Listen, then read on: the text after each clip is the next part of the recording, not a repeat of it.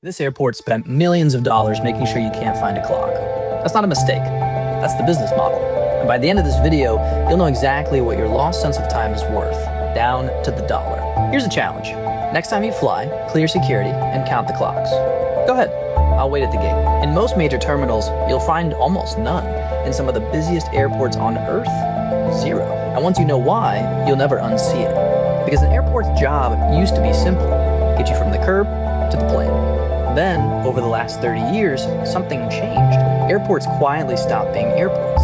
Non-flight income, shops, parking, food, duty-free, now covers nearly half of what it costs to run a major airport. Almost half the whole operation, paid for without a single plane landing. Duty-free alone, nearly $80 billion a year. That's more than the entire global music industry and every movie ticket sold worldwide combined. And more than 4.5 billion people fly every year. Do the math. That's almost $18 of duty-free spending for every single boarding pass on the planet. To an airport, you're not a passenger. You're a walking $18 bill, and the entire building is designed to collect. But here's the part nobody tells you. This entire multi-billion-dollar playbook traces back to one guy at a tiny airport in Ireland. 1947, Shannon Airport. Every plane crossing the Atlantic had to stop there to refuel, which meant hundreds of passengers stuck for hours with money in their pockets and nowhere to spend it. A caterer named Brendan O'Regan looked at the crowd and had $1 billion realization. A customer who can't leave is a customer who can't say no. He opened the world's first duty-free shop. It printed money. Then, in 1973, the idea got an accidental upgrade. After a wave of hijackings, airports installed mandatory security checkpoints. They're built for safety, but they did something else entirely. A locked door now guaranteed a crowd on the other side of it. Because past that checkpoint, you cannot leave. You are physically, legally, by design, a captive audience. And a captive audience doesn't need to know what time it is. It needs to keep browsing. So designers run the exact same play from the last episode. Remove the reference points, and the environment starts making your decisions for you. No clocks, no windows in the shopping zones, no sense of time passing at all. But wait, the departure board.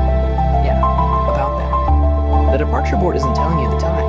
It's telling you how much longer you're allowed to keep shopping before you have to stop. It doesn't anchor you to your day. It anchors you to their schedule. And the path itself, also not an accident. Security, then duty-free, then your gate. One route, no shortcuts. Ever wonder why the walkway always curves through the perfume? Amsterdam's Schiphol Airport didn't even pretend. For years, the floor plan has routed every departing passenger straight through the duty-free shop. Not past it, through it. Incheon, Dubai, same blueprint, bigger buildings. There's even a name for what airports have become. The Aerotropolis, a shopping mall with a runway attached. At airports across North America, parking alone accounts for over 40% of everything the airport makes outside of flying. Read that again. Parking is a business. Retail designers have a name for this science: atmospherics, engineering a space to change your behavior without you ever noticing. It's the same field behind the Gruen transfer from the last video. IKEA does it with a maze, airports do it with a boarding pass. And here's the twist that proves it.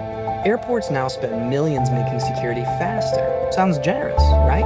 Hong Kong's airport says the quiet part out loud. Faster security checkpoints mean more time in the shops and more money at the registers. The time they save you doesn't get given back, it gets harvested. So no, you weren't imagining it.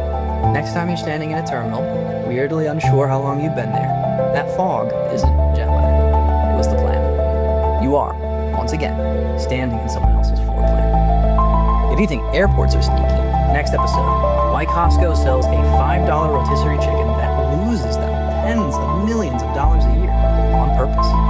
Might be the smartest decision in retail.